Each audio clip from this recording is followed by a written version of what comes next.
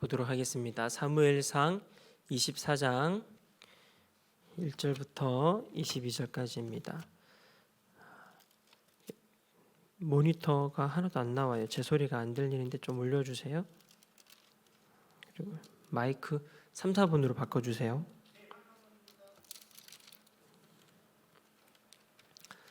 사무엘상 24장 1절부터 오늘도 7절까지만 한번 24장 1절부터 7절까지 말씀을 우리 한 목소리로 함께 읽겠습니다. 사울이 블레셋 사람을 쫓다가 돌아오매 어떤 사람이 그에게 말하여 이르되 보소서 다윗이 엔게디 광야에 있더니다니 사울이 온 이스라엘에서 택한 사람 3,000명을 거느리고 다윗과 그의 사람들을 찾으러 들염소 바위로 갈새 길가 양에 우리에 이른즉 굴이 있는지라 사울이 뒤를 보러 들어가니라. 다윗과 그의 사람들이 그 굴 깊은 곳에 있더니 다윗의 사람들이 이르되 보소서 여호와께서 당신에게 이르시기를 내가 원수를 내 손에 넘기리니 내 생각에 좋은 대로 그에게 행하라 하시더니 이것이 그날이다 하니 다윗이 일어나서 사울의 겉옷자락을 가만히 베니라. 그리한 후에 사울의 옷자락 뱀으로 말미암아 다윗의 마음이 찔려 자기 사람들에게 이르되 내가 손을 들어 여호와의 기름 부음을 받은 내 주를 치는 것은 여호와께서 금하시는 것이니 이는 여호와의 기름 부음을 받은 자가 됨이니라 하고 다윗이 이 말로 자기 사람들을 금하여 사울을 해하지 못하게 하니라. 사울이 일어나 굴에서 나가 자기 길을 가니라. 아멘.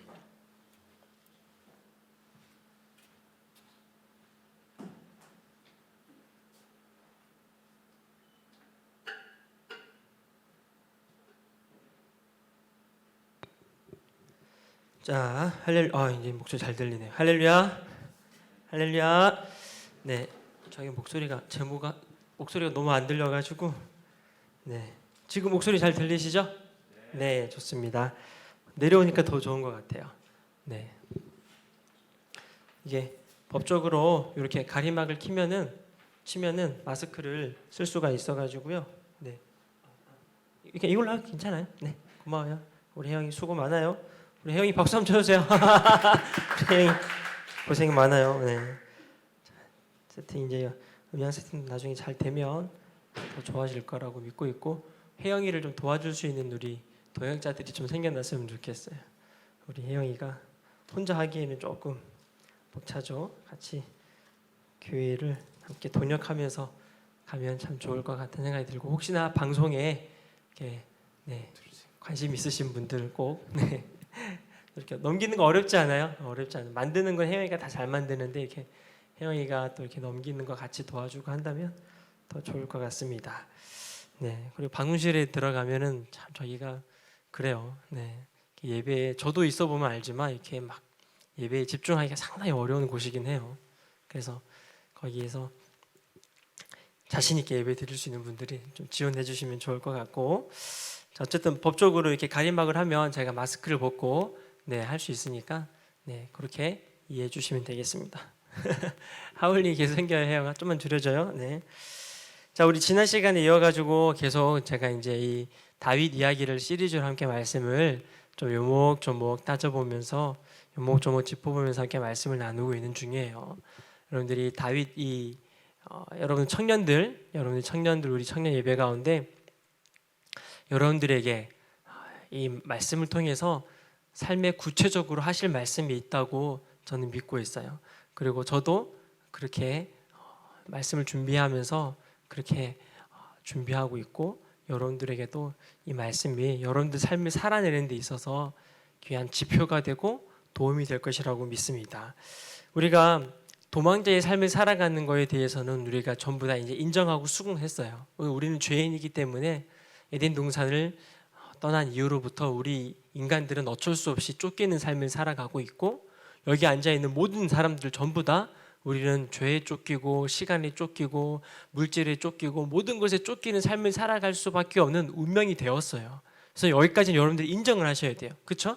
근데 우리는 누구나 다 도망자이고 누구나 또 쫓기는 신세이고 운명이긴 하나 그렇게 살아가는 운명이긴 하나 이것이 결국 그냥 이렇게 끝나버리는 삶이 아니라는 거예요. 우리가 도망자의 삶을 살아가면서도 충분히 하나님의 나라를 이뤄갈 수 있고, 쫓기는 삶을 살아가면서도 충분히 다른 사람들을 품어주고 아름다운 열매를 맺으며 살아갈 수 있는 삶을 살아갈 수 있다는 걸 이 말씀을 통해서, 이 사무엘상 말씀을 통해서 우리가 보고 배우고 그리고 우리가 실천해보자라는 거예요. 다윗은 도망자의 삶을 살았지만 그 가운데 열매 맺고 하나님의 나라를 완성해가고 다른 사람들을 품어주고 함께 아름다운 열매를 맺으며 살아가는 삶을 살아냈더라는 거예요. 그것처럼 우리도 그러한 삶을 충분히 살아낼 수 있다라는 거죠. 그래서 다윗의 삶을 통해서 우리가 배우고, 우리도 비록 죄인이고 도망자의 삶이고 쫓기는 삶을 살아가고 있는 그런 사람들이지만, 특히 이 시대는 더더욱이나 그런 삶을 살아가는 시대이지만, 이런 시대 가운데 그냥 패배자로 끝나는 게 아니라, 실패자로 끝나는 게 아니라 우리도 승리할 수 있고 열매 맺을 수 있다. 그것을 함께 같이 말씀을 통해서 배우고 실천하고자 하는 거예요. 할렐루야. 여러분, 우리가 도망자의 삶, 쫓기는 삶 살아가고 있지만 반드시 우리는 승리하고 열매 맺게 될 줄로 믿습니다. 이 다윗의 말씀을 통해서, 이 성경 말씀을 통해서 우리가 그런 비밀을 깨닫고 하나씩 한번 실천해 보려고 해요. 지난 시간에 제가 이렇게 말씀드렸죠.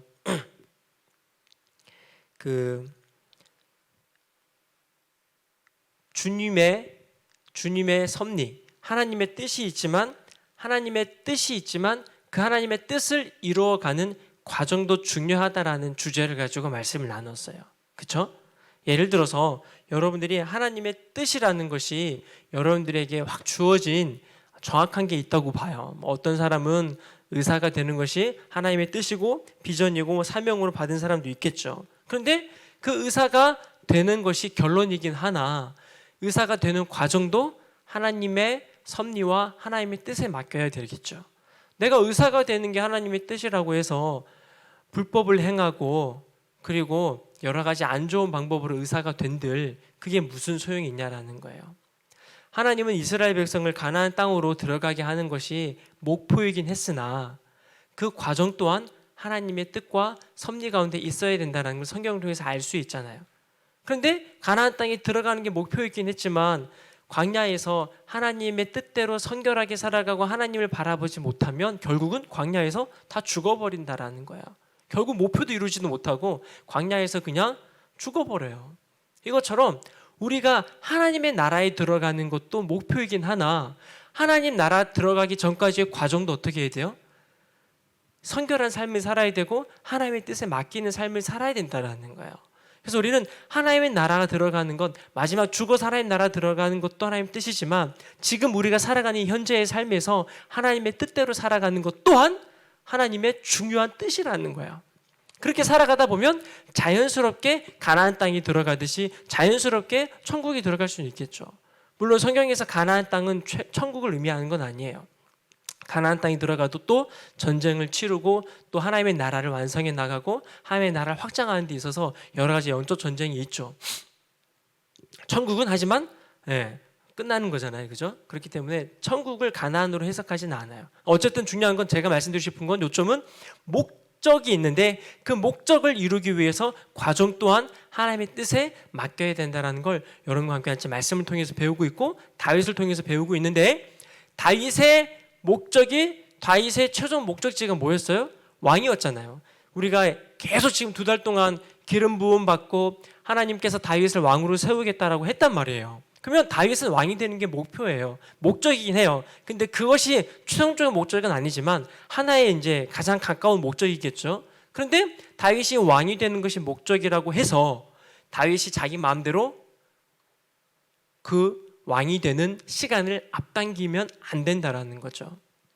그래서 본문 가운데 사울이 자기를 죽이려고 하는 그 상황 가운데 다윗이 숨어있는 굴에 사울이 들어왔고 그 사울을 죽여도 된다라고 부하들이 얘기했다라는 거예요. 왜 그래요? 어차피 다윗이 왕이 되는 게 하나님의 목적이라면 아니 왕이시여 당장 저 사울 왕을 죽여버리고 당신이 왕이 되십시오. 하나님의 어차피 뜻 아닙니까? 당장 죽이십시오. 이렇게 얘기한다라는 거예요. 그런데 그러한 유혹들이 우리 가운데도 많이 있다라는 거죠. 다윗은 허나 하나님의 뜻대로 왕이 되는 것도 하나님의 뜻이지만 그 왕이 되는 과정도 하나님의 섭리와 하나님의 뜻에 맡겨야 된다라고 다윗은 믿고 있었다라는 거예요. 그래서 자기가 임의대로 사울을 죽여버리고 왕이 되는 시간을 앞당기지 않았다라는 거죠. 오히려 조금 시간이 걸려도 인내하면서 하나님께서 나를 하나님의 방법으로 세우실 때까지 기다리는 인내의 삶을 살았다는 거죠. 우리는 빨리 승진하고 싶고 빨리 최고가 되고 싶고 빨리 뭔가 최종 목적지로 가고 싶어하는 욕심들이 다 누구나 있는 것 같아요. 안 그러겠어요? 누구나 다 있죠. 그런데 그 과정을 참지 못하고 인내하지 못하고 빨리빨리 하고 싶어가지고 편법을 쓰거나 불법을 행하거나 선결하지 않는 삶을 살아가면 그 과정 가운데 하나님의 뜻과 하나님의 열매를 우리가 맺을 수 없게 되겠죠. 그래서 청년의 때에 반드시 살아가는 삶의 과정 또한 중요하다는 걸 함께 배우고 나누고 그렇게 실천해보자라는 거죠. 할렐루야. 여러분들이 만약에 그냥 이게 예가 될 수 있을 것 같긴 한데, 여러분들이 만약에 공부하는 데 있어서 노트북이 필요해. 만약에 노트북이 필요해. 그래서 이거 노트북이 사는 건 하나님의 완벽한 뜻이라고 완전히 이해가 됐어. 본인 스스로가. 그래서 노트북을 사야 하는데 당장 또 돈이 없네. 노트북을 사는 건 암만 기도해봐도 하나님의 뜻인 것 같아. 그럼 노트북을 사야 되잖아요, 그죠? 근데 돈이 없어. 어떻게 해야 될까요? 노트북 사는 게 하나님의 뜻이니까 당장 내 손에 돈이 없어도 돈을 신용카드를 긁든 아니면 누구한테 돈을 빌리든 어떤 수단과 방법을 가리지 않고 그 돈을 만들어서 노트북을 사면 돼요, 안 돼요?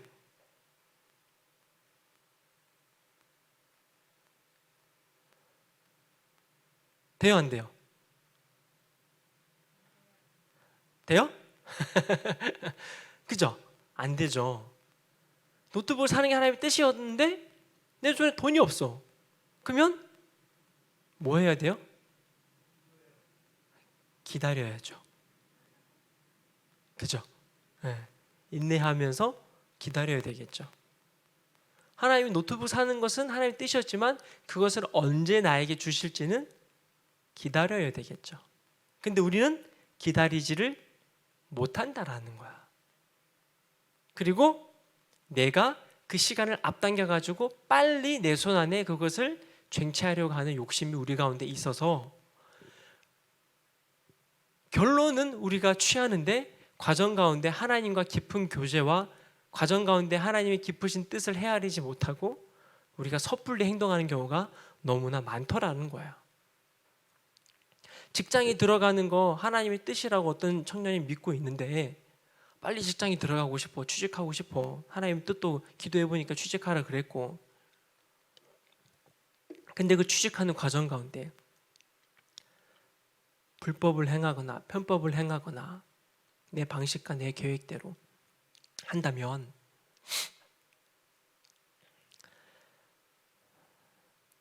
여기에서 이제 많은 문제가 나타난다라는 거예요. 그렇게 불법을 행해서 취직한들 하나님이 그 회사 생활 가운데 또 그 청년이 회사 생활하는 가운데 하나님을 찾고 하나님을 의지하기보다는 자기 힘으로 취직했으니 결국 직장 생활도 온통 자기 힘으로 자기 생각대로밖에 하지 못하게 된다는 거예요. 그런데 하나님의 뜻 가운데 이거 진짜 하나님이 뜻 가운데 이 모든 것들을 하셨다라는 고백으로 취직하게 됐다면 정말 이 청년은 그 회사에서 직장 생활하는 모든 것들이 다 예배가 되겠죠. 이건 진짜 하나님의 뜻으로 된 거야. 어떤 청년들이 이렇게 반박할 수도 있어요.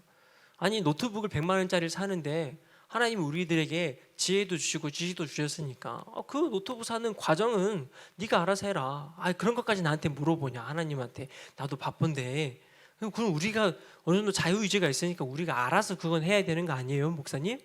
라고 하는데 여러분 어떻게 생각하세요? 그렇지 않아요. 하나님은 노트북을 사는 거에 대한 결론보다는 그 과정 가운데 하나님은 우리와 교제하고 싶고 우리에게 자신의 생각을 알려주시고 싶으시고 우리와 하나 되기를 원하신다라는 거예요. 하나님의 목적은 사랑이에요. 하나님이 여러분들에게 사실 노트북 주는 게 그게 뭐 가장 큰 뜻이겠어요? 아니에요. 그거보다 그 가정 가운데 여러분들과 깊은 교제를 나누고 더 깊어지기를 원하시는 것 뿐이겠죠. 그러니까 우리가 청년의 때에 하나님의 뜻이 있음에도 불구하고 그 뜻을 섣불리 행동하지 않는 것이 승리자의 삶을 살아갈 수 있는, 도망자의 삶을 살아가지만 그 가운데서도 승리할 수 있고 열매 맺을 수 있는 첫 번째 비결이라는 걸 지난 시간에 다윗을 통해서 함께 나눴다라는 거예요.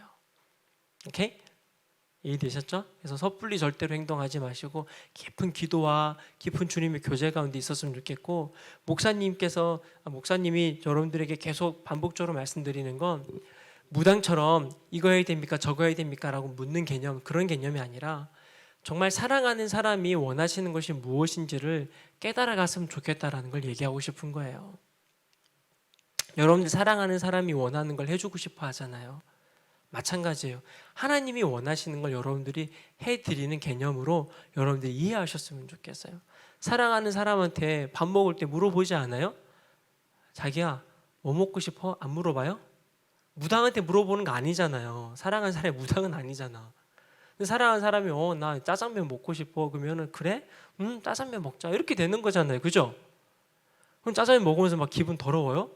난 짬뽕 먹고 싶었고 나는 돈가스 먹고 싶었는데 저 여자가 짜장면 먹고 싶다 그래가지고 진짜 이러면서 먹는 사람 없잖아요.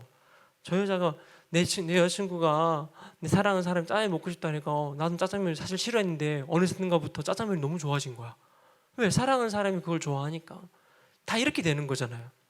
하나님이 좋아하시는 것, 하나님이 내 삶 가운데 무엇을 원하시는지를 계속 묻고 거기에 나를 맞춰가는 그것을 목사님이 강조하고 싶다라는 거예요. 다윗은 삶을 살아가는 데 있어서 그렇게 살아가더라는 거예요. 그렇게 살아가더라는 거죠. 하나님의 뜻에 맡길 줄 아는 것. 여기에서 잠깐 여러분들이 적용 좀 하나 더 설명드리자면, 여러분들이 물건을 갖고 싶어 하는 데 있어서, 물건을 사는 데 있어서 우리가 욕심을 좀 구별할 줄 알아야 될 것 같아요. 이건 저의 경험이기도 하고 제가 실수를 많이 했기 때문에 여러분들에게 설명을 드리는 거예요. 물건을 살 때 여러분 내가 이것이 욕심인지 아니면 정말 필요해서 사는 건지 어떻게 구별해요? 여러 가지 방법이 있겠지만 그거예요.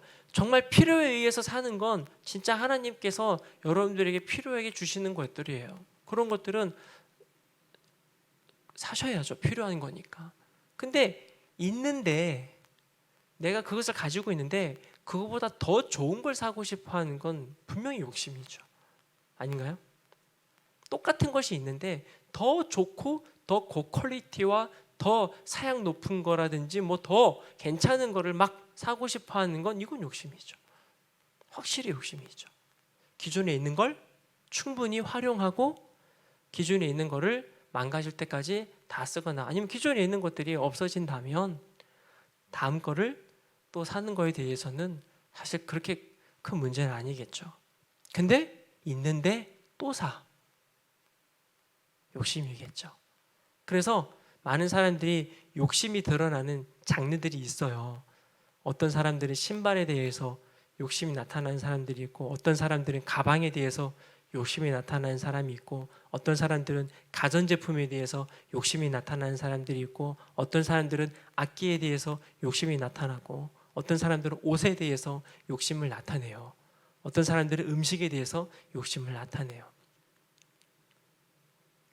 이런 부분들을 우리가 돈을 함부로 남용할 때가 많다는 거죠. 목사님도 그런 실수 많이 했어요. 그래서 제가 말할 수 있는 거예요. 그래서 우리가 하나님의 뜻대로 살아가고 하나님이 원하시는 것을 하기 위해서 살아가는 훈련이 필요한데, 이 훈련을 왜 하느냐? 이것이 바로 내 삶의 주인은 주님이시라는 고백이라는 거예요. 주님만이 왕이십니다라는 고백이 이러한 질문 가운데 이게 실제로 내 삶이 진짜가 된다라는 거예요. 주님이 내 삶의 왕이십니다라고 우리 입술로 고백하는데 온통 사는 거는 내 마음대로 다 사고 있어. 내가 갖고 싶은 걸 다 하고 있어. 이건 주님이 왕이 아니잖아요. 오히려 주님이 꼬붕이 되는 거잖아요. 그렇기 때문에 우리가 주님이 원하시는 것을 계속 하려고 하는 것. 근데 주님이 왕이라는 말은 결국 또 내가 주님을 정말 사랑합니다라는 고백과도 똑같은 말이 되겠죠. 그래서 우리가 청년의 때에 저는 이런 훈련을 했으면 좋겠어요. 이런 훈련을 여러분들이 매 순간 매 삶 가운데 계속 해나갔으면 좋겠어요. 그런다면 그때그때마다 어떨 때는 하나님께서 원하시는 걸 잘 음성을 듣고 할 때도 있고 어떨 때는 또 실수할 때도 있겠죠. 그런데 계속 그걸 하다 보면 점점점 어떻게 될까요? 점점점 하나님의 뜻을 더 잘 이루어가는 쪽으로 간다는 거예요. 몇 번 실수했다고 에이 하나님 음성 듣는 거 에이 먼저 못하겠다 때려치는 거 이건 아니라는 거예요. 실수할 수 있죠. 왜 실수 안 해요? 사람은 다 실수하죠. 근데 계속 방향이 중요하다는 거예요. 다윗의 중심이 하나님에게 있었던 것처럼 우리의 삶의 중심과 방향이 주님께 있으면 결국은 그렇게 가더라는 거예요. 실수할 수 있고 죄를 지을 수 있어요. 하지만 다윗의 중심이 하나님께 완전히 붙달려 있으니까 실수해도 다시 일어나서 하나님께로 달려가다라는 거죠. 마찬가지예요. 청년일 때 여러분 실수할 수 있어요. 넘어질 수 있어요. 그런데 여러분들 마음의 중심의 방향이 확실히 하나님께 있기를 간절히 소망합니다. 예, 그렇게 된다면 여러분들 삶 과정 가운데 내 마음대로 섣불리 행동하고 내 마음대로 결정하는 그것들을 이제 계속 반복적으로 나타나면 안 되고 이제는 실수하더라도 계속 주님 사랑하는 주님이 원하시는 게 뭐죠? 계속 묻는 이 훈련이 반복적인 훈련이 우리 삶 가운데 필요하다라는 거예요. 그래서 하나님의 뜻을 구하지 않고 내 뜻대로 움직이는 건 바로 하나님의 주권을 거스리고 하나님의 때를 앞당기려고 하는 행동이라는 거예요. 그래서 우리가 하나님보다 앞서가지 않으려고 노력하는 것 이것이 진짜 우리가 청년의 시대에 청년의 때에 살아가야 되는 아주 중요한 삶의 원칙이라고 저는 믿어요. 우리가 쫓겨다니는 삶을 피할 수는 없어요. 우리가 도망자의 삶을 피할 수는 없으나 잘 도망다니고 잘 쫓겨다니는 삶을 살 수는 있다라는 거예요. 그리고 그 삶 가운데 아름다운 열매도 충분히 맺을 수가 있다라는 거죠. 자, 그리고 오늘 보니까 다윗이 그 사울의 옷을 잘라가지고 5절 말씀 한번 볼까요?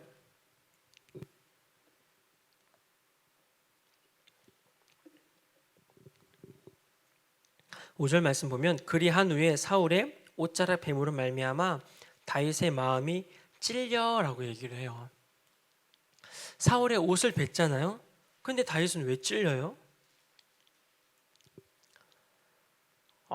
그 정도면 오히려 더 당당해야 되는 거 아니냐? 내가 너 죽일 수 있었는데 난 너 안 죽이고 옷만 살짝 잘랐어. 응? 알겠어? 내가 이 정도 관대해. 이런 식으로 자신을 더 드러낼 수 있는 상황 아닌가요? 근데 다윗이 되려 마음에 찔렸다라는 거예요. 여기서 마음에 찔렸다라는 뜻은 다윗이 엄청나게 회개했다라는 뜻이거든요. 그리고 마음에 찔렸다라는 건 하나님의 영의 작동이에요. 사람이 마음에 찔리는 건 무조건 성령님의 역사예요. 그래서 성령님께서 여러분들 마음 가운데 다윗 마음 가운데 지금 찔림을 허락해 주셨고 그 찔리는 것을 깨닫게 하셨다라는 거거든요. 근데 이게 찔릴 때가 진짜 복이라는 거예요. 다윗이 찔릴 수 있었던 건 다윗이 마음이 찔렸다라는 건 지금 다윗은 누굴 주권을 인정하고 있어요? 하나님의 주권을 인정하고 있는 영적인 상태라는 거예요. 그리고 하나님의 영, 성령님이 지금 함께 운행하고 있다라는 것을 느끼고 있다라는 증거라는 거예요. 그래서 성령님이 나와 함께 하시고 성령 충만하고 그리고 주님이 나의 주인이라는 것을 인정하면 우리 마음에는 항상 찔림이 있어요. 그죠? 우리가 생각하기에는 별 대수롭지 않은 행동일 수 있어요. 그런데 다윗에게는 큰 찔림이 있었다라는 거죠. 그러면 왜 찔렸을까? 그래서 제가 왜 다윗이 찔렸을까 한번 조금 이렇게 생각하고 고민을 해봤거든요. 굳이 찔릴 필요가 있었는가? 근데 또 객관적으로 따져보니까 찔릴 수 있을 만한 충분한 이유가 돼요. 왜냐하면 제가 두 가지를 한번 생각해 봤는데 이거예요. 자, 옷은 왕의 상징이죠. 맞죠? 옷은 왕의 상징이에요. 능력의 상징이죠. 그러니까 그 일부를 잘라낸다라는 건 이 왕의 왕권에 상당히 큰 타격을 입힌 거겠죠. 여러분들 옷을 입을 때 여러분들 옷이 잘려 나갔어. 그 옷 입어요, 안 입어요? 옷이 망가지면 입어요, 안 입어요? 안 입잖아요. 꿰매서 입어요. 요즘 사람도 옷 잘라지면 안 입잖아요, 그죠? 그러니까 작은 조각이 망가졌지만 사실 전체가 망가진 것과 별반 다르지 않다라는 거예요. 옷이 망가졌다는 얘기는 왕을 온전치 못하게 만든 사건이 된다라는 거죠. 객관적으로 보면, 그렇죠? 그러니까 다윗이 찔릴 수밖에 없었겠죠. 두 번째 이유는 또 다윗이 그 옷을 자를 때 어떤 칼을 썼겠냐라는 거예요. 목사님이 너무 지나치게 상상하나? 저는 그 생각도 해봤어요. 도대체 무슨 칼을 썼을까? 커터 칼을 썼을까? 식칼을 썼을까? 뭐 사시미를 썼을까? 무슨 칼을 썼을 것 같아요? 네?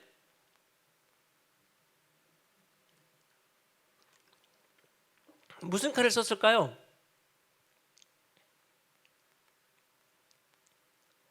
진짜로 성경적으로 여러분 답을 하셔야 돼요. 성경적으로. 다윗이 지금 무슨 칼을 갖고 있게요? 질문은 그러면 다윗은 무슨 칼을 갖고 있는지 알아요, 여러분? 성경을 보신 분들은 알 수 있어요. 앞에 부분에 성경을 봤던 분들은 알 수 있죠. 다윗은 지금 예전에 골리앗을 쓰러뜨렸잖아요. 기억나시죠? 골리앗을 쓰러뜨리고 그 칼을 빼가지고 골리앗 칼을 빼서 골리앗 머리를 댕강 잘랐죠. 근데 그 칼이 어디로 가 있었는지 알아요? 그 칼은 노비라는 동네에 제사장이 맡겨져 있었어요. 그래서 다윗이 사울에게 막 도망쳐 다닐 때에 가장 먼저 노비라는 동네에 가서 그 제사장에게 다윗이 가요. 그런데 그 제사장의 이름은 아히멜렉이었죠. 그 아히멜렉이 무기를 구하는 다윗에게 뭘 줘죠? 바로 자기가 맡고 있었던 그 골리앗의 칼을 다윗에게 줘요. 그리고 다윗은 그 칼을 들고 또 도망 다녀요. 그러면 오늘 사울 왕의 옷을 벤 칼은 무슨 칼일까요? 그렇죠. 골리앗 칼일 게 분명하죠. 그렇다면 지금 원수가 썼던 그런 칼, 어떻게 보면은 좀 좋지 않은 칼이죠. 근데 그런 하나님을 모욕했던 그 사람이 썼던 그 칼을 가지고 왕의 옷을 잘랐다. 이런 부분도 또 찔리지 않았을까? 여러 면에서 객관적으로 또 다윗은 이런 것들을 지금 마음의 찔림으로 다가왔고, 그리고 그것을 지금 회개하고 있다라는 거죠. 그런데 다윗이 이런 사실을 깜빡한 후에 사실 일을 먼저 저질렀죠. 다윗이 옷을 베기 전에 다윗이 그 옷을 베기 전에 하나님께 물었어야 돼요. 따지고 보면, 그죠? 근데 다윗은 지금 옷을 베고 나서 실수를 저지른 후에 찔려서 다시 회개한 사건이라는 거예요. 그러니까 다윗이 명백한 건 지금 옷을 자르는 그 사건 또한 하나님께 묻지 않고 자기의 생각대로 그 일을 저질렀기 때문에 다윗은 또 찔림이 왔겠죠. 이렇게 사람이 찔리는 건 참 여러 가지 이유가 많아요, 그죠? 근데 저는 골리앗을 칼을 썼던, 그리고 왕권을 타락시켰던, 그 다음에 세 번째가 뭐였어요? 하나님께 묻지 않았던.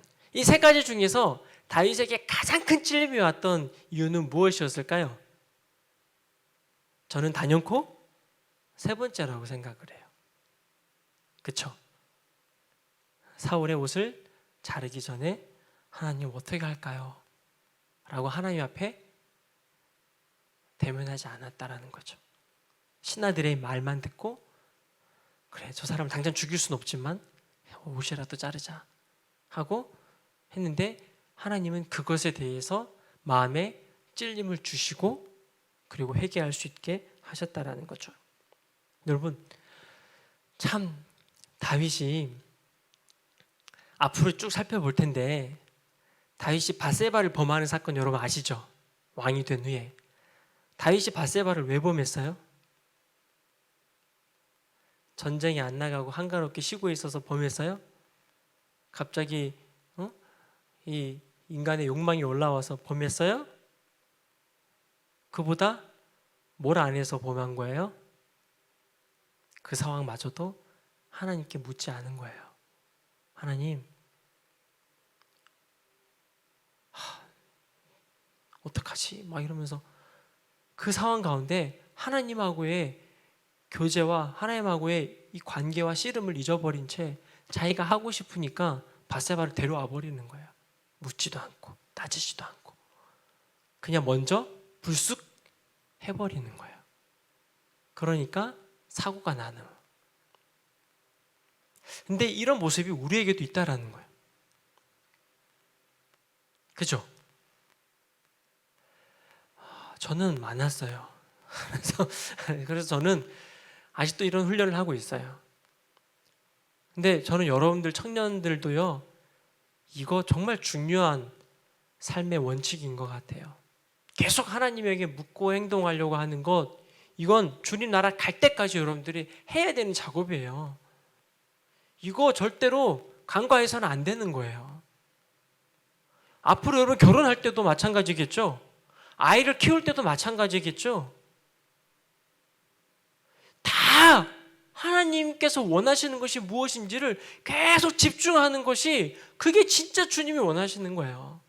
그런데 하나님이 원하시는 것을 깨달아 알아서 이게 하나님의 뜻이구나라고 깨달았을 때에 그것을 실천하고 행동으로 옮겼을 때에 그때 진짜 하나님의 아름다운 열매가 나타나고 하나님의 기적이 나타나고 영혼이 살아나고 정말 하나님의 나라가 확장되는 이러한 일들이 많이 나타나더라는 거예요.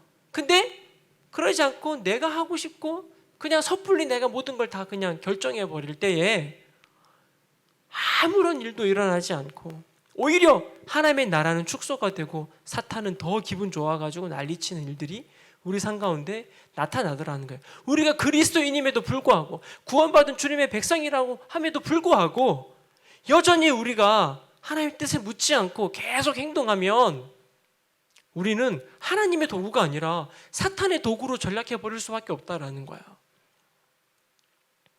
사울이 하나님께 선택받고 기름 부음 받고 왕이 되었지만 결국 사울이 왜 버림받았다고 제가 설명드렸어요? 사울이 왜 버림받았어요?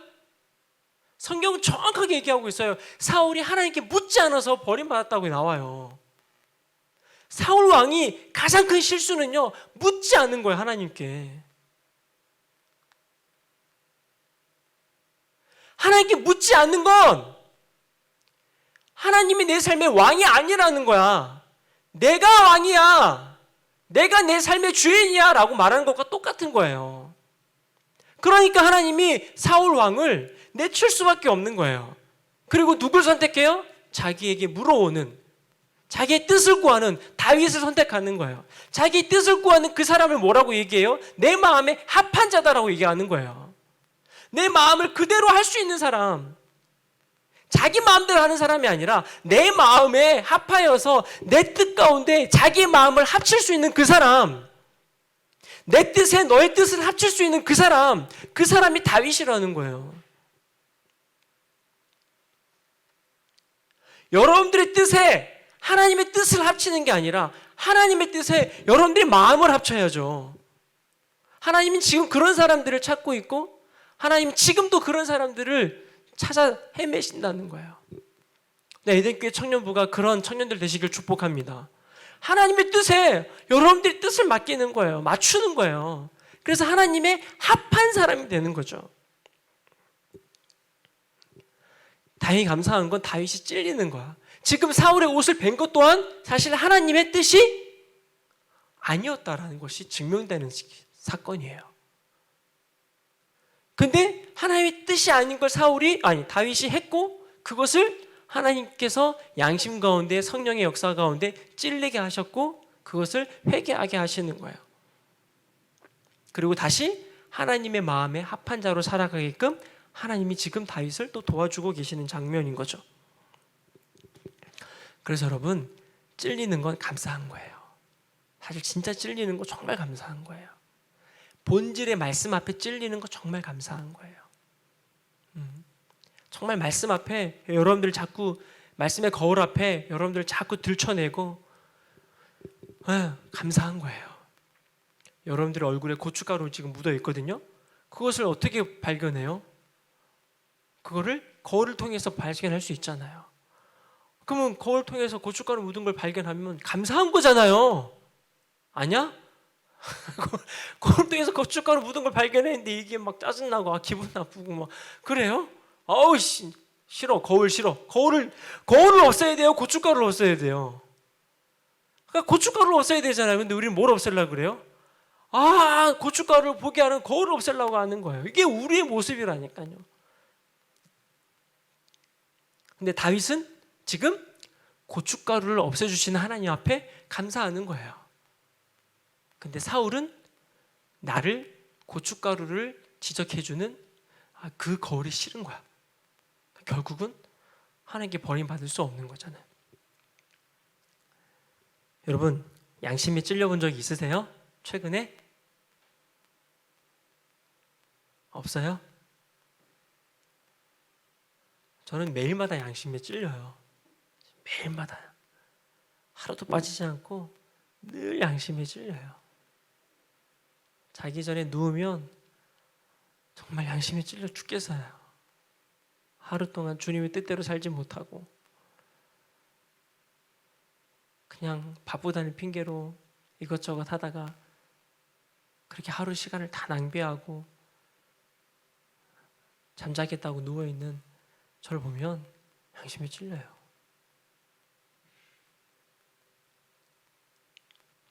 이대로 죽으면 지옥 갈 것 같은 그런 회개하고 자야죠. 부러워요. 편하게 잘 수 있는 분들. 정말 지옥과 천국 걱정하지 않고 죄 다 짓고 하고 싶은 거 다 했는데 잠 잘 때도 아무런 양심이 찔림 없이 그냥 이렇게 편하게 잘 수 있는, 믿음이 좋아서 그런 건지 아니면 양심이 화염 맞아서 그런 건지는 모르겠지만 저는 차라리 그냥 주님 나라 갈 때까지 양심이 찔렸으면 좋겠어요. 저는 차라리 이게 더 복되다고 봐요. 양심에 화염 맞아가지고 내가 뭐 잘못하고 있는지도 보지 못한 채 그냥 잘났다라고 혼자 살아가는 인생, 그렇게 되고 싶지 않아요. 양심의 가책을 느끼며 살아가고 있다면 주님이 여러분들 마음 가운데 역사하고 계신다는 증거죠. 성령께서 여러분들에게 지금 말씀하고 있는 증거죠. 그래서 여러분, 진짜 심각한 상태는요, 영적인 상태에서 가장 심각한 상태는 자기의 모습을 보지 못하는 상태가 가장 심각해요. 자기가 욕심을 부리고 있고 자기가 교만을 부리고 있는데 그것을 보지 못하고 나는 잘하고 있어 라고 생각하는 거가 진짜 가장 큰 심각한 상태예요. 여러분들 자신을 보시길 축복합니다. 다른 사람 보는 거 말고 여러분들 보셨으면 좋겠어. 다른 사람 보는 사람은 좀 문제가 있어요. 다른 사람 잘못을 먼저 보는 사람은 내 마음에 영적인 문제가 있어요. 분명히 있어요. 점검하셔야 돼요. 다른 사람 문제보다 내 안에 있는 문제를 먼저 점검하셨으면 좋겠어요. 다른 사람의 문제를 보면서 화가 나잖아요. 100% 여러분들 마음에 그게 있어요. 그 사람의 모습이 여러분들 마음속에 똑같이 있어요. 그래서 화가 나요. 근데 그것을 해결한 사람은 다른 사람이 잘못했을 때에 그걸 보고 화가 나지 않고 오히려 긍휼한 마음이 생겨서 그 사람을 위해서 기도해줘요. 저렇게 살면 더 안 좋아질 텐데 하면서 긍휼한 마음으로 기도해줘요. 근데 내 마음에 그것이 성령님을 통해서 해결을 받지 못한 사람은 나랑 똑같은 사람을 만나면 엄청 화가 나요. 이래서 엄청 화내요. 왜? 내 안에 그 모습이 있어서 그래요. 그래서 다른 사람의 잘못은 나를 보게 하신 하나의 거울이기도 하죠. 여러분들 잘 모르겠지만 부모가 돼보면 알아요. 애들이 잘못하는 거, 애들 보면서 화가 나는 건 100% 부모의 잘못인 거예요. 부모 안에 그게 있으니까 애 보면서 화가 나. 여러분 엄마 아빠 여러분들 어떨 때 화낼 때 있죠? 왜 화내는 줄 알아요? 자기 모습이라서 화내는 거예요. 여러분 나중에 부모가 되면 다 알게 될 거예요. 미리 팁을 드리는 거예요. 근데 여러분 그거에 대해서 막 기분 나빠하고 이러지 마시고 그럴 때에 양심에 찔리게 하시면 감사하면서 아, 내 모습이구나 회개하고 계속 여러분들의 모습을 나쁜 모습들을 하나씩 하나씩 버리잖아요. 야, 그러면 성령의 열매가 맺어져요. 그리고 여러분들이 죽고 여러분들 안에 예수가 사시는 그런 기적이 나타나요. 할렐루야, 할렐루야. 진짜라니까요. 그래요. 이게 진짜 영적인 비밀이에요. 제가 그 비밀을 깨달았기 때문에 여러분들에게 말씀드리고 있는 거예요. 자, 여러분 어떠하세요? 양심에 찔리는 잘못된 선택을 한 후에 지금 양심에 찔리는 그것을 경험하고 계신가요? 양심의 가책을 느끼고 그렇게 찔리는 상태를 혹시 경험하고 계신가요? 그러셨으면 좋겠어요. 할렐루야. 좀 찔려봤으면 좋겠어요, 그죠? 네, 그렇다고 찔려가지고 뭐 혼자 나는 나쁜 놈이야, 나는 죽어야 돼, 나 같은 놈 필요 없어 이런 식으로 뭐 또 그런 식으로 빠지라는 게 아니에요. 내 안에 있는 죄를 제거하시는 하나님의 마음을 여러분들 느꼈으면 좋겠어요. 여러분들 죄를 빨리 없애고 싶어 하시는 하나님의 그 마음, 그 마음을 느끼시고 찔릴 때마다 여러분들 안에 있는 그 죄를 제거할 수 있는 기회구나 하고 하나님께 내어드리는 거예요. 그럼 많이 찔릴수록 어떨 것 같아요? 엄청 좋겠죠? 찔릴 때마다 제거할 수 있는 기회가 온 거잖아. 그죠? 그래서 찔리는 일들이 이번 주 가운데 충만하시기를 축복합니다. 그래서 찔릴 뿐만 아니라 그 찔린 거를 또 십자가 앞에 내려놓으시고 주님 앞에서도 해결함 받기를 축복합니다. 아멘이시죠? 네, 아멘. 그래서 너무 찔려서 너무 힘들면 목사님에게 전화 줘요. 네, 제가 어떻게든 좀 도와드릴게요. 네. 자, 오늘 좀 더 나가야 되는데, 좀 빨리 해볼게요. 자, 다윗이 이제 8절부터 주여, 이걸 해야 되는데 8절부터 15절까지는 제가 안 읽어드리고 여러분들이 읽으시고, 자, 오늘 다윗이 제가 이거 설명드릴게요. 다윗이 땅에 엎드려가지고 사울을 불러요. 다윗이 이제 나가는 사울을 불러요. 사울 왕이요! 라고 불러요. 그쵸? 네. 왜 불러요? 그냥 끝내도 되는 건데 왜 불러요? 그냥 혼자 찔리고 말면 되잖아요. 근데 왜 부르냐고. 부르지 않아도 되잖아 지금. 그냥 가게 놔두면 되는 거잖아. 왜 부르냐고 사울을. 찔린 건 하나님과의 관계에서 찔리는 거잖아요. 근데 내가 다른 사람에게 잘못한 건 어떻게 해야 돼요? 그 사람에게 잘못을 구해야죠. 맞죠? 네. 그래서 다윗이 지금 사울 왕에게도 잘못을 구하기 위해서 사울 왕을 불러요. 그런데 다윗이 어떻게 행동을 하냐면 땅에 엎드려가지고 사울에게 절을 해요. 그럼 우리가 이런 걸 읽으면은 우리나라랑 되게 비슷하다. 옛날에 우리나라 고전 사람들처럼 폐하 성은이 만극하옵니다 이런 느낌으로 우리가 많이 고전 받잖아요. 근데 그 당시에 고대 문화를 잘 아는 사람은 이렇게 엎드려가지고 왕에게 절하는 게 흔한 행위가 아니라고 말해요. 왜냐하면 땅에 엎드린다라는 건 그것을 하나님의 주권을 인정하는 뜻이거든요. 다시 얘기하면 사울 왕을 지금 어마어마하게 높여주는 태도를 취하고 있는 거예요. 근데 여러분, 사울 왕이 존경을 받는 사람이에요? 사실 존경할 사람은 아니에요. 근데 다윗은 왜 사울 왕에게 엎드려서 절을 해요? 사울에게 절했다기보다는 여호와의 이름으로 기름 부음 받은 종이기 때문에 하나님을 경외하는 마음으로 지금 엎드려서 사울을 얘기하는 거예요. 그래서 다윗은요, 지금 하나님이 세우셨다면, 하나님이 사울 왕을 하나님이 세우셨다면 내리는 것도 누가 내리는 거예요? 끄집어 내리는 것도 누가 내려야 되는 거예요?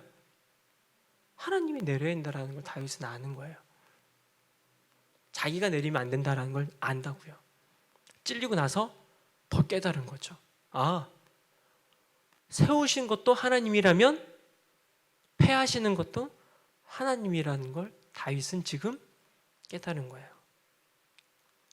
하나님이 세우신 것을 내가 좌지우지하면 안 된다는 것을 알고 있어요.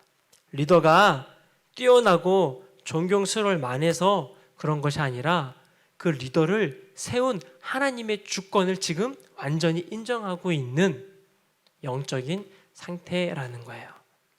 여러분들 어떠세요? 여러분들에게 세우신 영적인 리더들이 있죠.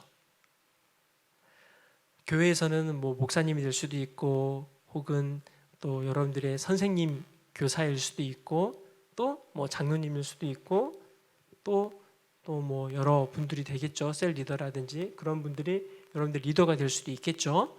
그 다음에 또 집에서는 아직 여러분들 결혼 안 했으니까 여러분들의 영적인 리더는 누구예요? 가정에서는 또 부모님일 수도 있겠죠.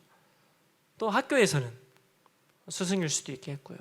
하여튼 하나님께서 여러분들의 보다 권위자로 세우신 그 리더들이 있다라는 거죠. 리더들을 여러분들이 어때요? 존경하지 못할지언정 그 리더를 하나님이 세우셨다라는 건 여러분들 믿으세요?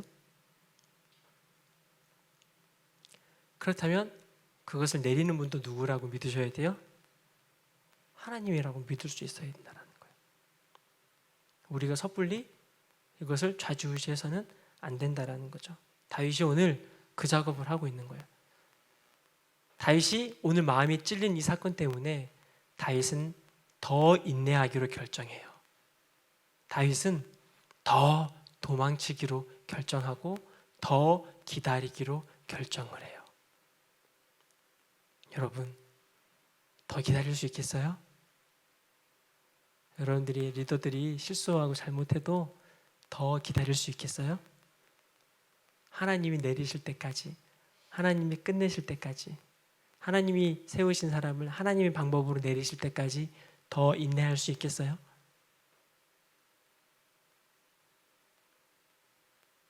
더 인내하면 여러분들 많이 손해봐야 되는데 다윗은 엄청나게 손해봐야 되거든요. 당장 오늘 끝내버렸으면 와우, 다 쉽게 끝나는 거였는데 다윗은 더 인내하기로 결정해요. 어때요? 여러분들 어떠세요? 자, 이제 이쯤에서 제가 마무리하면서 한번 피아노 반주 좀 부탁드리겠습니다.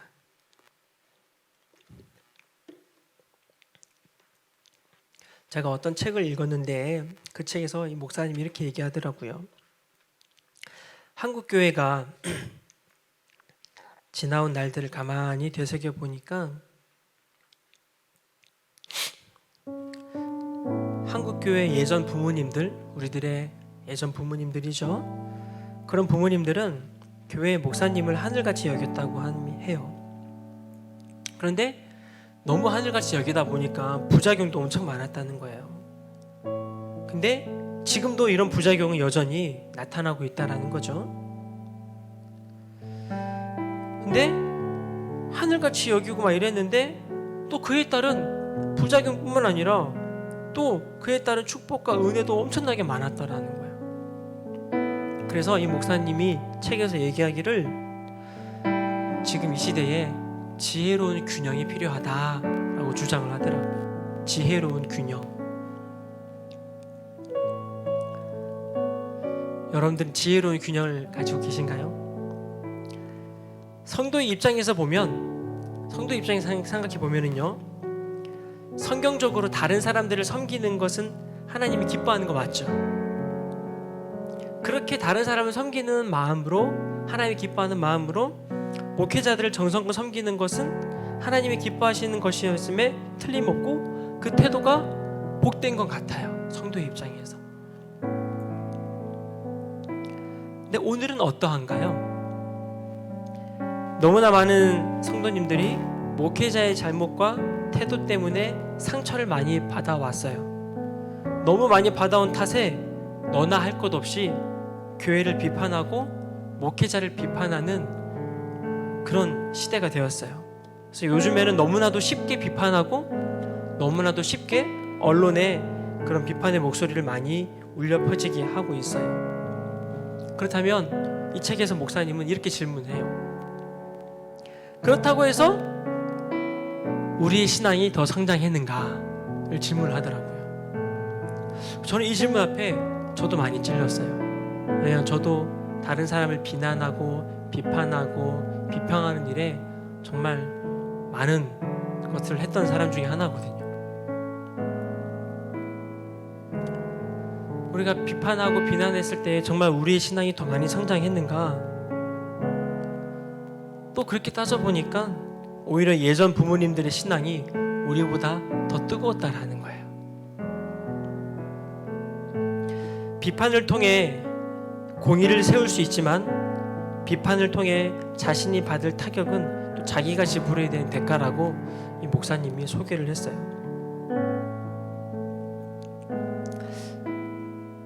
이것은 저도 이 글을 읽으면서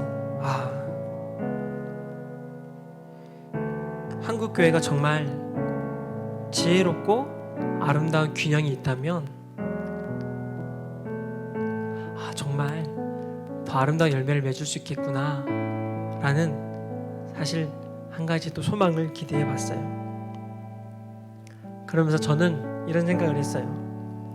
맹신과 비난 사이에 균형을 잘 이룰 수만 있다면 참 아름다운 열매가 맺어지겠다. 그런 멋진 청년들 되시길 축복합니다. 비난과 맹신 사이에서 아름다운 균형을 이루며 하나님의 공의와 하나님의 은혜를 만들어가는 그런 멋진 청년들 되셨으면 좋겠어요. 그리고 한 가지 꼭 잊지 말아야 될 것은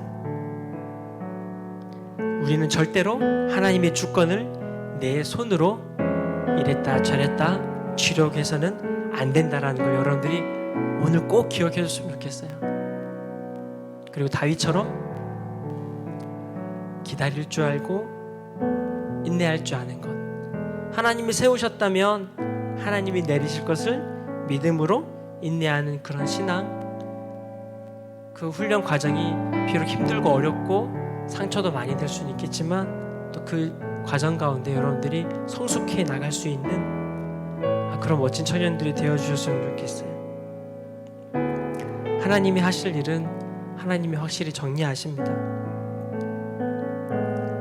결국 사울이 전쟁에 나가서 죽게 되더라고요. 그렇게 하고 다윗이 왕이 되는, 그것을 성경 말씀을 통해서 봅니다. 저는 사실 이 시즌 가운데 이 말씀, 이 본문이 상당히 고민이 많이 됐었는데 성경 말씀은 그렇게 말씀을 하고 있네요.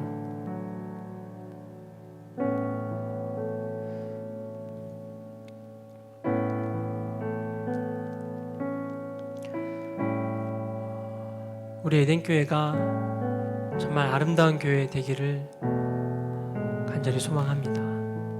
그리고 여러분들이 그런 교회를 만들어가는 데 있어서 꼭 교회에 정말 중요한 자리에 남아주시고 교회를 위해서 기도하시고 또 교회를 위해 헌신하신다면 여러분들의 고향인 이 교회가 아름다운 열매를 맺게 될 거라고 믿어요. 여러분 하실 수 있으시죠? 어떠한 일이 생기고 어떠한 문제가 생긴들 그 문제 하나님의 뜻에 맡기고 인내한다면 우리는 그 문제를 이겨내고 또 아름다운 열매를 맺게 되는 그런 교회가 될 거라고 믿어요. 어디 리더뿐이겠습니까? 우리 주변에 있는 부모님 또 여러 가지 영적인 리더들, 모든 사람들, 심지어는 나라의 대통령까지도 우리 너무나도 우리 위에 있는 사람들을 너무나 쉽게 비난하고 비판하는 습관이 우리에게 많지 않았나 점검해보고 오히려 비난하기 전에 비판하기 전에 충분히 하나님의 섭리와 하나님의 뜻 가운데 더 머물 줄 알고 하나님의 뜻이 무엇인지를 더 분별하는 일에 우리가 더 많이 집중한다면 충분히 문제가 문제되지 않고 하나님의 뜻을 이루며 살아가는 그런 멋진 청년들이 될 거라고 믿습니다. 문제에 너무 집중하다 보면 그 문제가 너무 커져요. 근데 하나님의 뜻에 집중하다 보면 문제는 문제가 아니에요.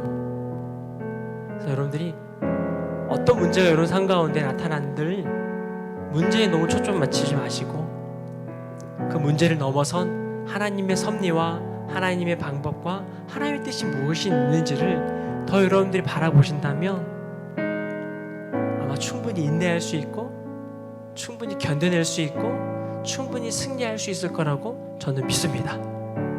할렐루야. 우리 에덴교회 청년들 승리하십시오. 문제를 문제로 보지 않고 하나님의 뜻에 맡길 줄 아는 그런 멋진 청년들 되어주시기를 부탁드리면서 함께 같이 기도하기를 원하는데요.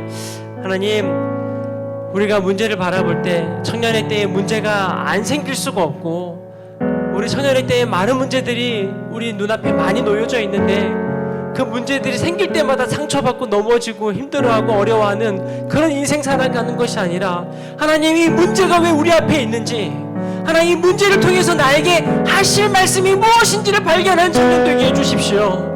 주님, 나에게 문제가 지금 앞에 있는데 이것을 통해서 나에게 무엇을 말씀하고 싶으신지를, 하나님의 마음이 무엇인지를 발견하는 청년들 되게 해주십시오. 하나님 뜻이 무엇인지를 깨달아가는 청년 되게 해주십시오.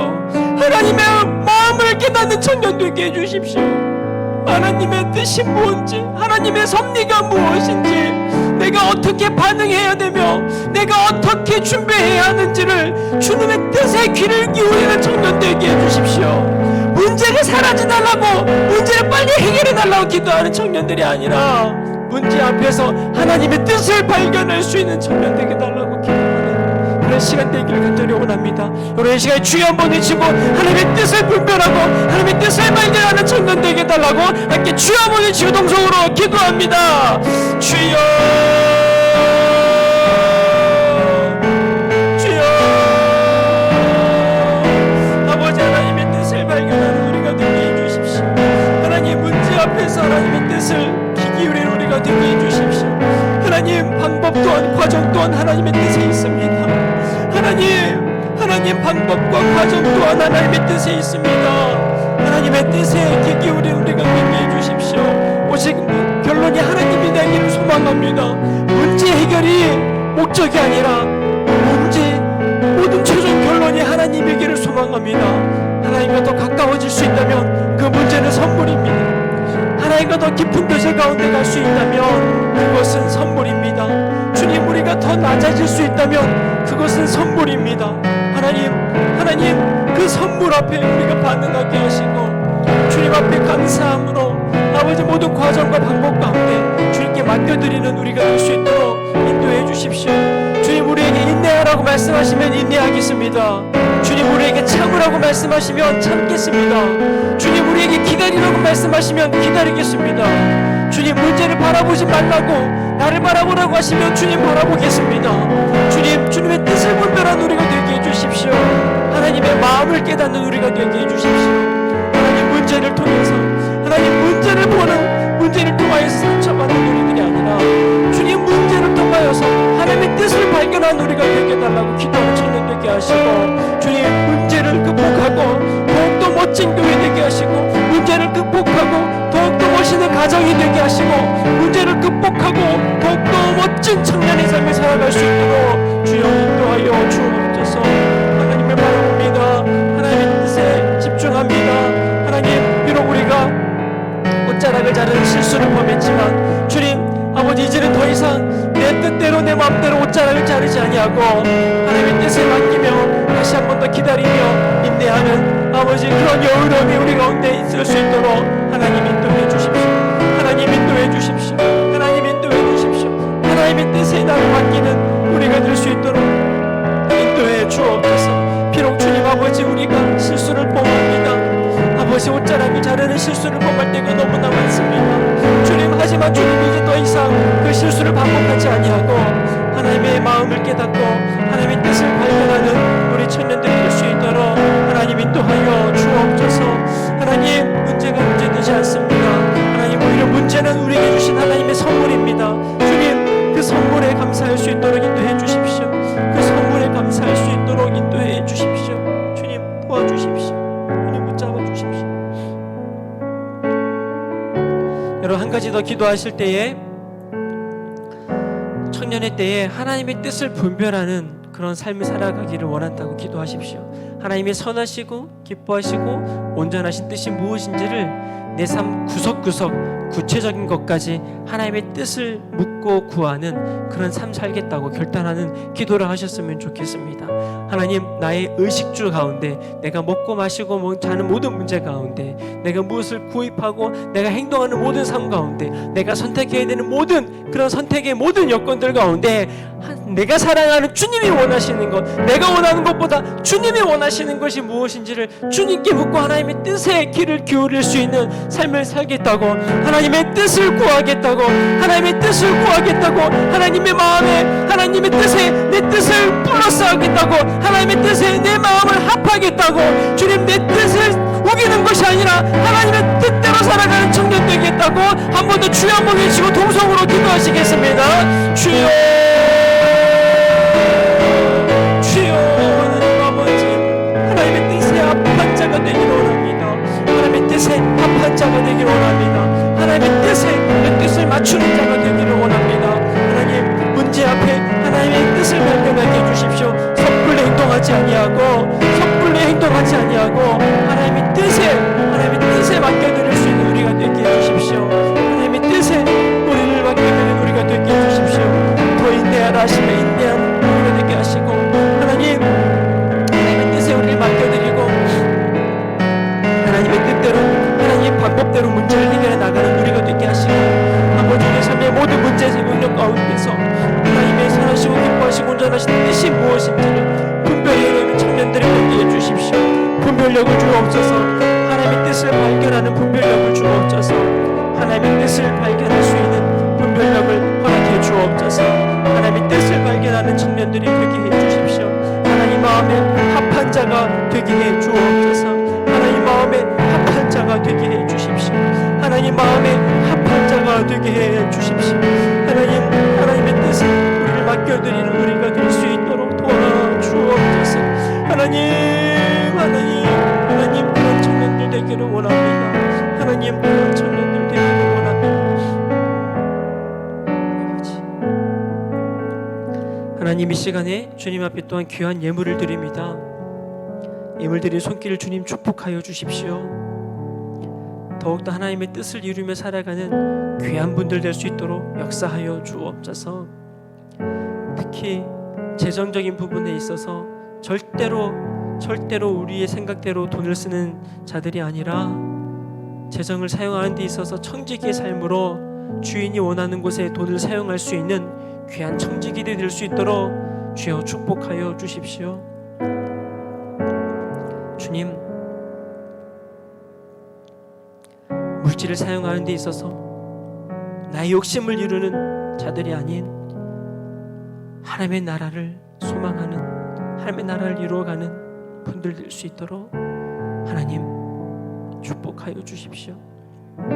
또한 주님 앞에 예물뿐만 아니라 시간을 드리고 마음을 드리고 정성을 드린 우리 모든 청년들을 축복하여 주시고 이들의 삶 전체가 하나님의 뜻을 이루어가는 삶 되게 해 주십시오. 비록 시간이 좀 더 걸리고 조금 더 인내해야 되는 상황일 수도 있지만 주님이 반드시 세우실 것을 믿고 기다릴 수 있는 그런 청년이 될 수 있도록 인도해 주십시오. 하나님의 뜻에 나를 맡겨드려서 하나님의 방법대로 그 모든 과정을 인내하며 기다릴 수 있는 청년들 되게 해 주십시오. 섣불리 내가 결단하고 내가 결정하는 것이 아니라, 섣불리 옷자락을 잘라내는 실수를 범하는 것이 아니라, 모든 상황 가운데 문제 가운데 하나님의 뜻이 무엇인지를 발견해내는 멋진 청년들 되게 해주시고, 문제에 너무 집중하여 문제 앞에서 쓰러지는 것이 아니라 그 문제를 통하여 하나님이 나에게 무엇을 말씀하시는지, 그 문제를 통하여 내가 어떻게 영적으로 성장하기를 원하시는지, 그 문제를 통하여 내가 어떻게 반응하기를 원하시는지를 주님께 묻고 행동할 수 있는 하나님 마음에 합한 자의 삶을 살아가도록 우리 청년들을 붙잡아 주옵소서.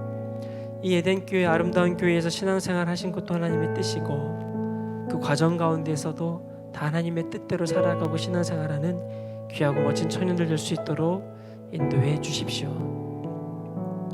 특별히 일주일 동안 많이 찔리게 하셔서 성령 하나님 우리 청년들 마음 가운데 많이 찔리게 하셔서 우리 청년들이 자기 길대로 자기 뜻대로 행동하는 삶이 아니라 하나님의 뜻대로 행동하는 청년의 삶으로 다시 돌아올 수 있도록 하나님 인도해 주십시오. 이제는 예수 그리스도의 은혜와 하나님의 그 크신 사랑하심과 성령님의 감화 감동하심이 하나님께 나의 삶의 모든 주권을 내어드리고 하나님의 뜻대로 되기를 간절히 원한다라고 고백하는 우리 청년들 머리와 삶 위에 이제로부터 영원토록 함께 하시기를 간절히 축원하옵나이다. 아멘.